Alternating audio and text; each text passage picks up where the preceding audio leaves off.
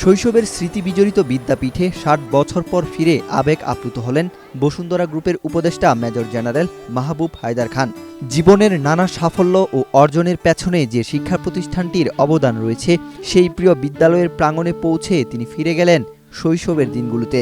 ১৫ June সোমবার দুপুরে helicopter যোগে তিনি বাগেরহাটের মোড়লগঞ্জে এসে কয়েক চক্কর উড়ে স্মৃতি বিজড়িত স্থান প্রত্যক্ষ করেন। পরে এসিলাহা পাইলট উচ্চ বিদ্যালয় মাঠে অবতরণ করেন।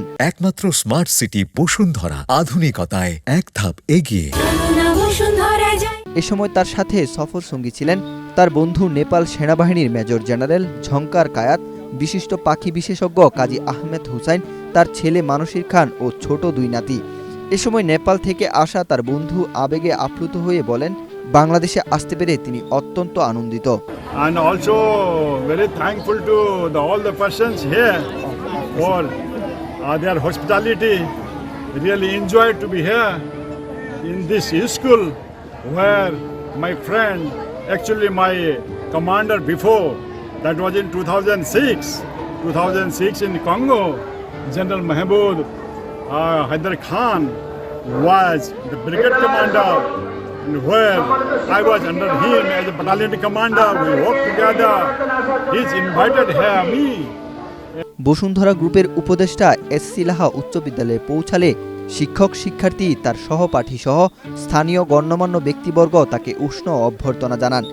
পরে তিনি বিদ্যালয়ের বিভিন্ন শ্রেণীকক্ষ, খেলার মাঠ ও পুরনো স্থাপনা সহ মোটর সাইকেলে চড়ে মোড়লগঞ্জ সদরের বাজার ঘুরে দেখেন। এ সময় তিনি তার পুরনো সহপাঠীদের সাথে ছাত্রজীবনের নানা স্মৃতিচারণ করেন। পরে এসিলাহা উচ্চ বিদ্যালয়ের প্রধান শিক্ষক মঞ্জুরুল ইসলামের সভাপতিত্বে স্মৃতিচারণ সভায় প্রথমে তাকে ফুল দিয়ে শুভেচ্ছা জানানো হয়। তিনি বর্তমান শিক্ষার্থীদের উদ্দেশ্যে বলেন, সততা, শৃঙ্খলা ও দেশপ্রেমের চেতনায় নিজেদের গড়ে তুলতে হবে।